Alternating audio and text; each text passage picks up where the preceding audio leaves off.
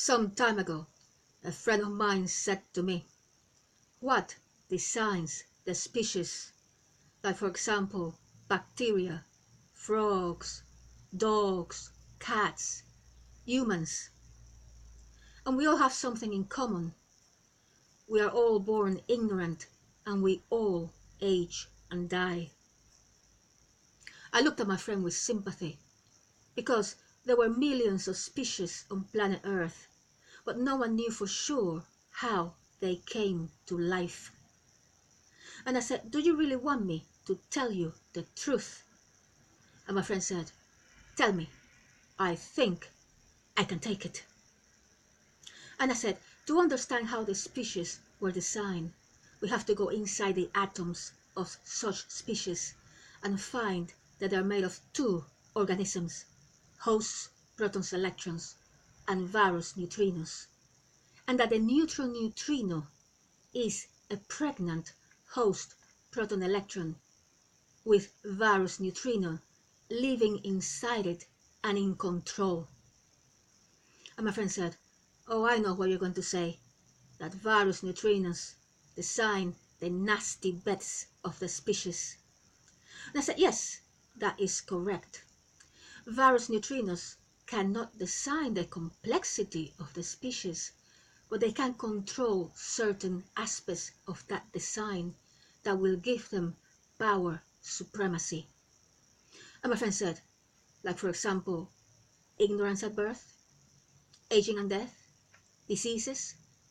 And I said, yes, that is correct. Because what you have to understand is that varus neutrinos not only can decide the ignorance at birth, the aging and death, the diseases, but many other things as well. Like for example, the species are not born networked.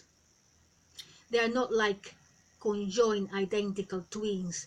They cannot read each other's minds. And varus neutrinos likes it that way because it's similar to viruses that are never networked. So humans, for example, they become isolated because they cannot read other humans' minds, but they want friends.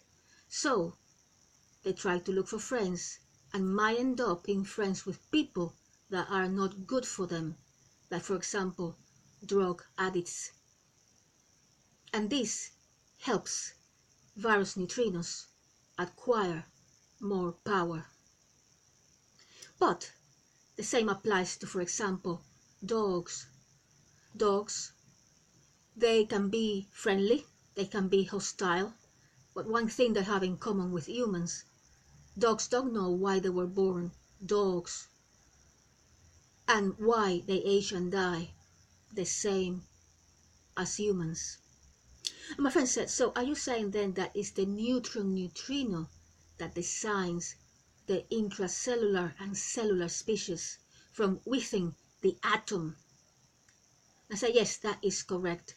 It is the host proton electron and varus neutrino in atoms that designs the species.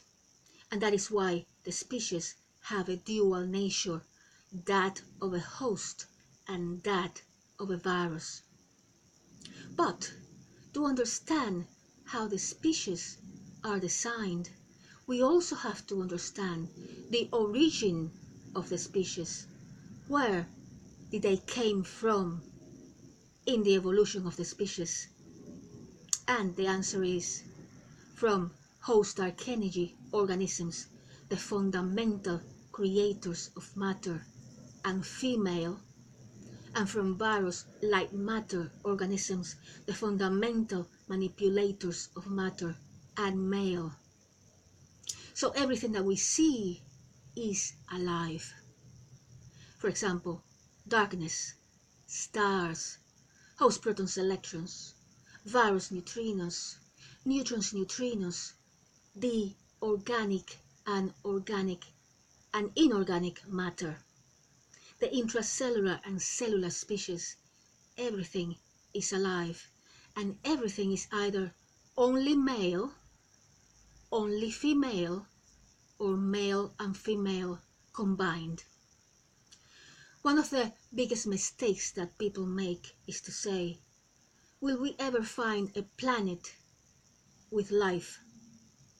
And the answer to that question is, all planets in this universe are alive because they're made of atoms with host protons, electrons, and varus neutrinos.